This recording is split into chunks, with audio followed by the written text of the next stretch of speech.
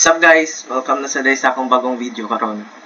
Og sa karon nga video magbuhat ta sa GUI or Graphic User Interface.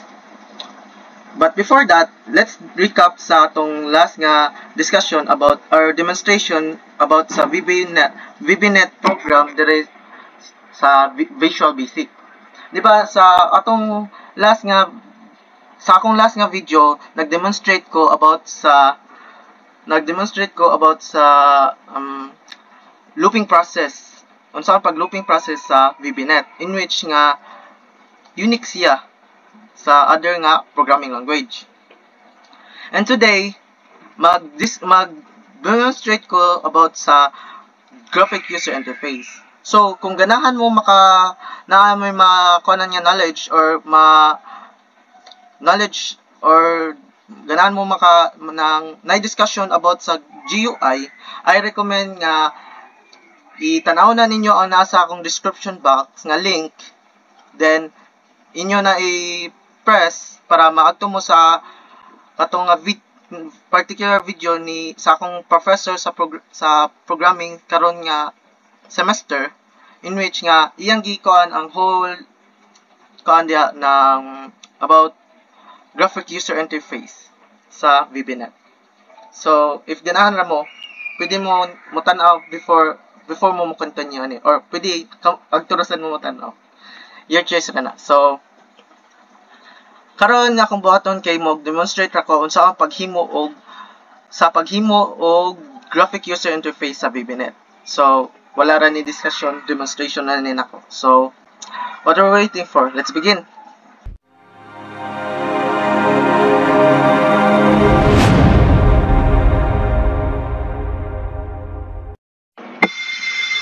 What's up guys? So, first nga step sa atong pagbuhat sa graphic user interface is of course pag-open sa atong Visual Studio. Any kind of Visual Studio sa Visual Basic, ay kung naay Visual Basic kay makamodit ra siya graphic user interface, whether if imong version kay 2012 or 2019. But sa kay nigamit ko Visual Studio nga 2022 community. Pwede ra mo ma-download sa Visual Studio dito sa Microsoft Visual Studio. Nara na ang mga tanawra ninyo ay pwede ra mo download dito sa Microsoft Visual Studio para maka-download mo or maka-install mo ning Visual Studio nga loader. So, balik na ta sa atong So, mo-create ta og Windows form para sa graphic user interface. Visual Basic ra Japon siya. Ang atong kay kaning Visual Basic Windows form application. Then after that, next. Then imo ra magkuan ta og sample, imo ra i-rename nya atong buhaton nga nga graphic user interface is simple calcu. So okay na. And then create. Okay ra na, wala ra ni next ra na dito. Wait ra ka sa loading niya. Actually, dugay yun na siya. Nakasunod na ta sa atong sa atong Windows form. So, makasud na mo niyan siya maunang makita kaniyang Windows form design.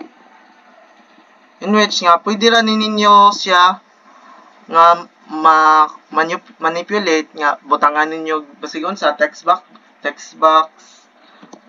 buttons, depende ninyo. So ato first nga nato ibutang sa atong simple calcu is of course sa atong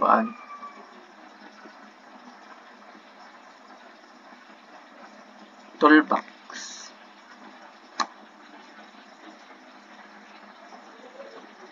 toolbox. Ang gamit aning toolbox guys kay na dire naka-store ang mga kuan sa atong para sa atong graphic sa GUI na to. For example, kay mga text box,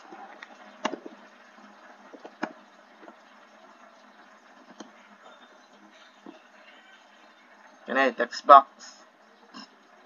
Aray dire mga mabutang atong mga kuan. Atong value sa atong mga kuan. Makita dire value sa atong mga value. Kita diya mga value na to. Then, para makuha ni siya, magtuto sa properties.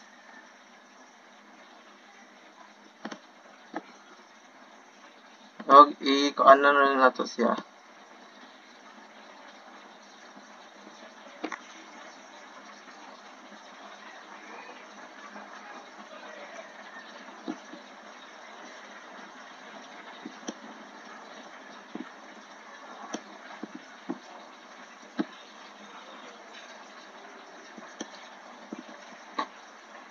Wait ya guys ha.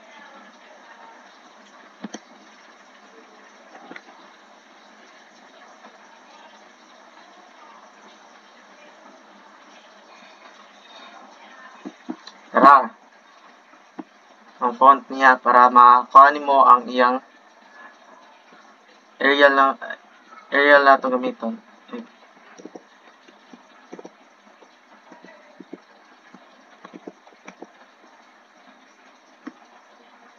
Then, regular. Say 14. Gamay naman 14, no? Nakanta na to. 18. Say 18.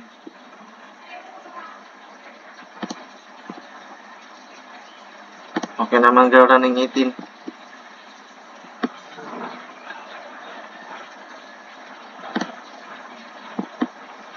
Takang ba daw guro na to? Depende ra na ninyo guys ha kung saan ninyo pagkuan. Let ng inyong creativity amo take over dire. Then, okay na. Center naman na itong kuan. Pwede na sa ninyo pangalan ni inyong form daan. Form, di ba form 1 man siya? Form 1. What if i-change na to siya o ang names kay Simple Calcu.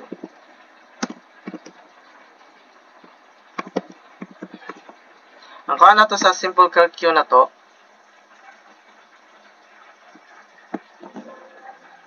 wait.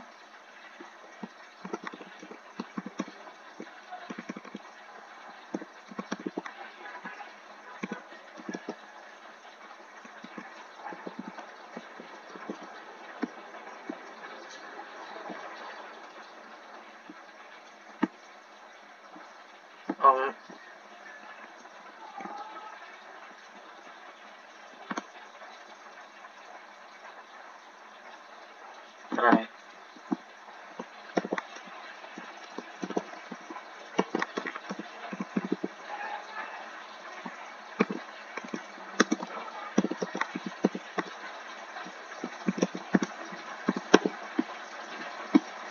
Then, change na siya sa name nga Simple Calculator. From Form 1 to Simple Calculator. Ito na ni-icon. Then, naman ta sa atong text box. Isdan pa ba na to ang atong text box? I-unique na to or text box 1 na. Text box 1 lang guro para sa yun. Pero, pwede ra sa na ninyo i-change. Depende ra sa ninyo. Pero ako ay leave lang ako nga text box 1. Then, para sa atong mga buttons,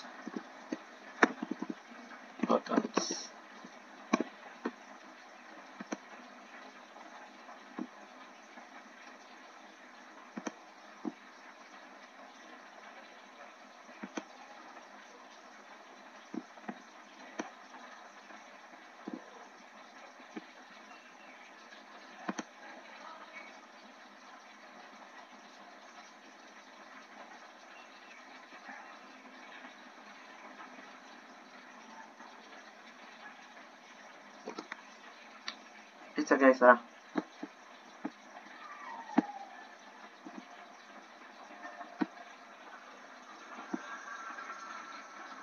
Okay. Pwede lang sad mo kuhaan na ng drag and drop nga kuhaan, pero if na siya kuhaan, pwede ra sa ninyo i-copy. Button 1, button 2, button 3, button 4,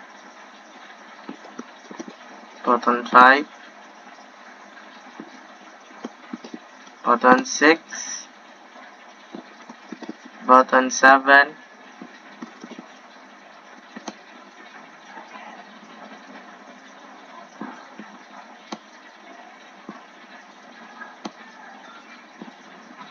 ang plano nina kung button 4 and button 8 guys kay ang plano na ko ni niya kay mao na siyang arithmetic operations na to, like plus, minus, divide, and multiplication.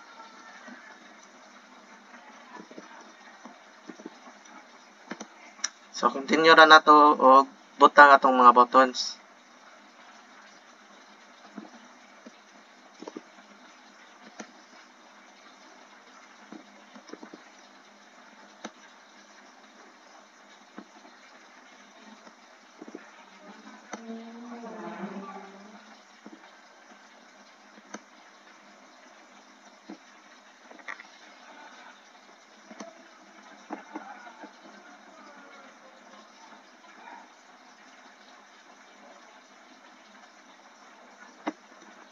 Kuha sa tag-reference guys. Tanaw sa tag-reference.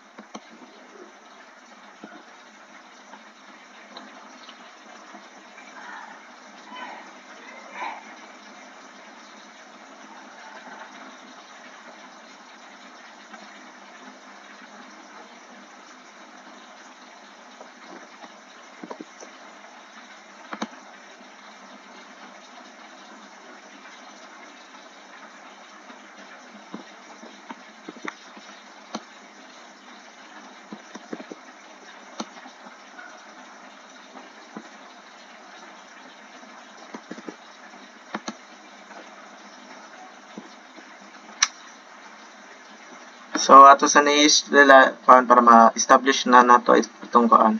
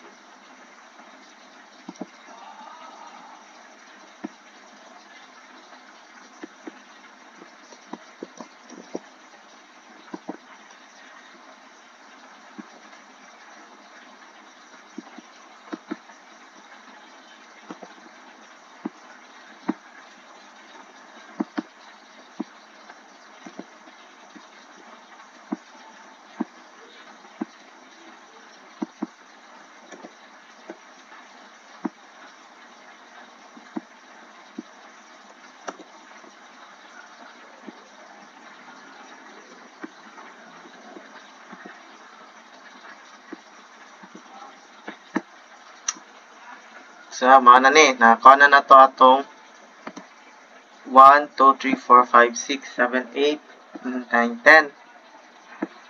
Kani sila, mga na ni atong arithmetic operations. Tulad sa garos, ano.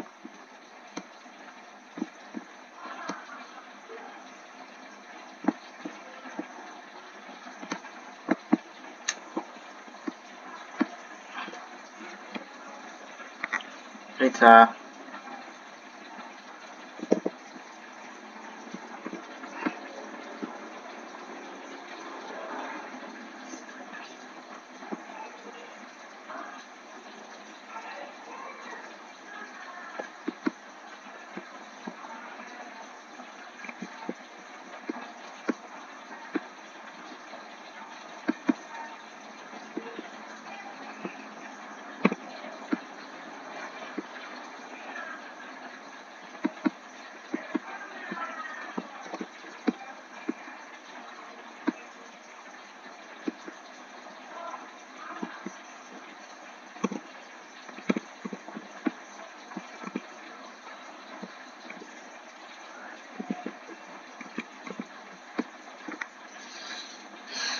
ano siya, nakaanan niya atong numerical buttons o atong arithmetic operators operator buttons.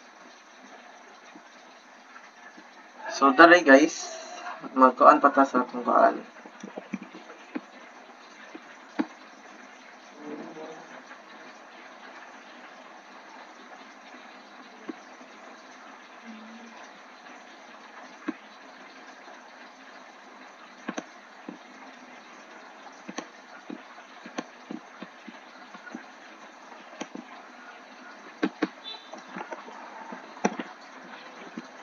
Zero,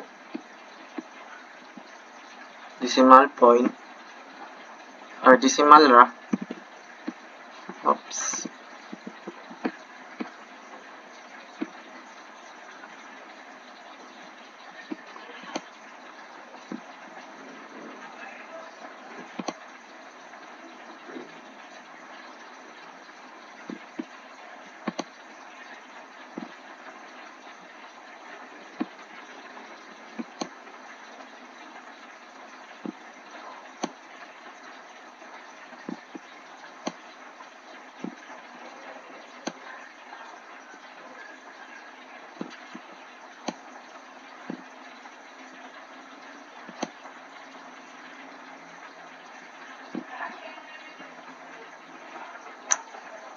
Cancel or X na to.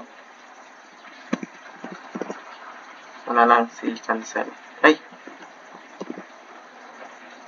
Hindi.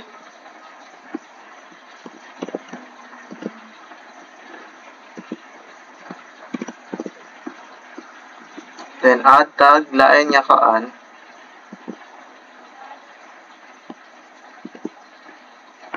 Wait sa guys ha, naglag guys. Para sa atong equal.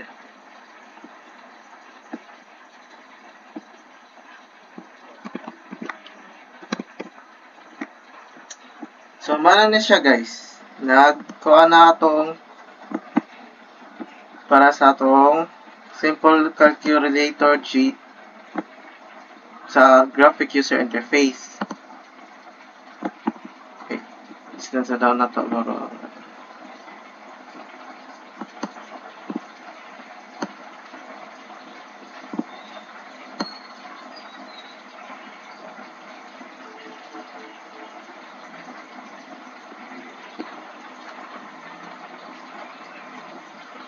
Center na to guys ha. Wait so guys.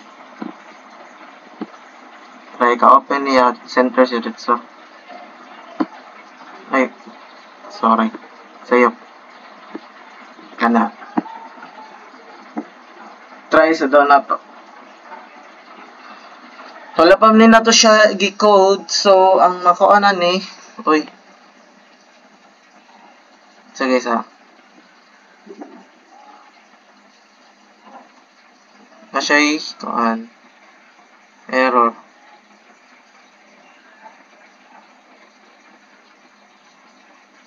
Siya maran open na to siya gikuanan og code.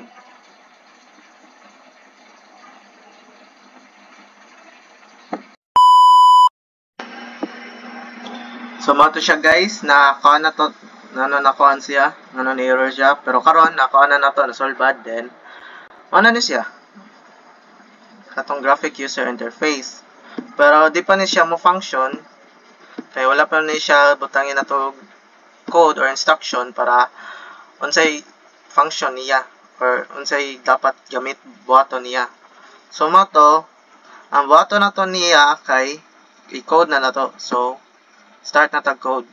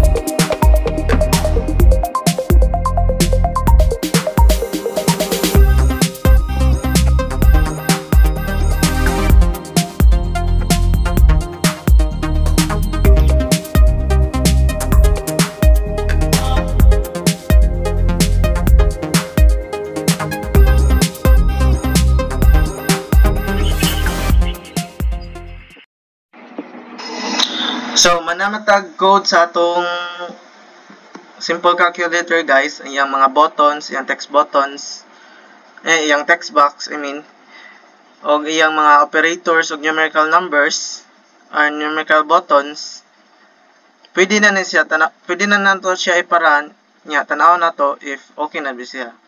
So, as you can see sa atong kuan guys, sa atong form, kani, is natagi pang usab sa katong previous na to. In which nga, enlarge lang nato siya, gipang kuan, nya, kaning ang atong clear na to, kay coloran na to para mo unique siya. Depende ra na ninyo guys if namoy kuan, kung depende ra jud na ninyo unsa ninyo pag-design ng inyong Windows form. So, as simple sa ako, maura na jud akong gikuan usab. So, try na nato run ang atong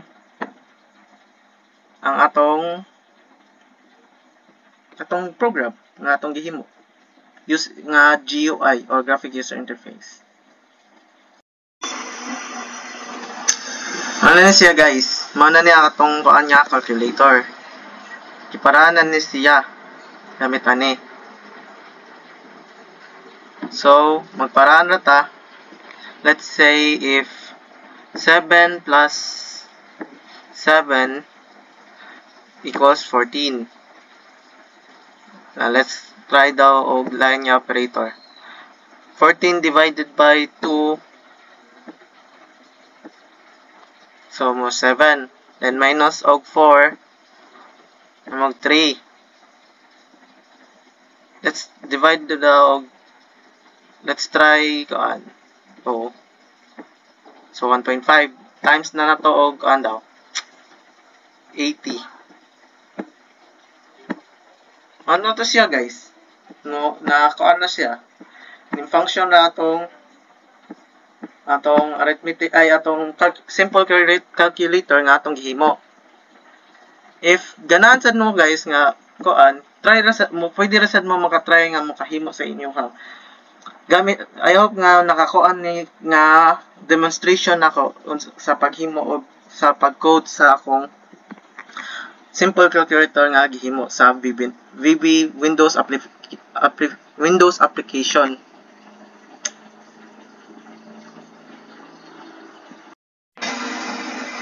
So, mao na to siya guys. Mao na to atong graphic user interface o GUI nga gihimo.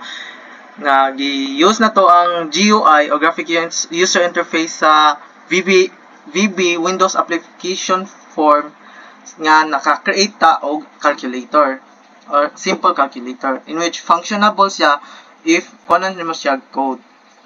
So, don't worry ra guys kung naamoy mga errors or kuan. I-try lang ninyo debug hantod makuha ra lagi na. So, kung if kuan mag-reference mo sa YouTube or kuan kung unsaon siya pagsulbad, kay naran dya po mga tips sa YouTube nga makakuan ra ninyo, makagaranti nga makatabang ra ninyo. So, if ganahan mo kuha na tong discussion nga about sa GUI guys, ay mo kalimot sa atong description box nga naa dito ang link para katong small discussion ay like discussion sa unsa ang graphic user interface o sa sa visual basic nga Windows application. So, mao na to guys. I hope nga nag-enjoy mo sa pagtanaw sa akong video and I hope nga magkita ta balik soon. Bye!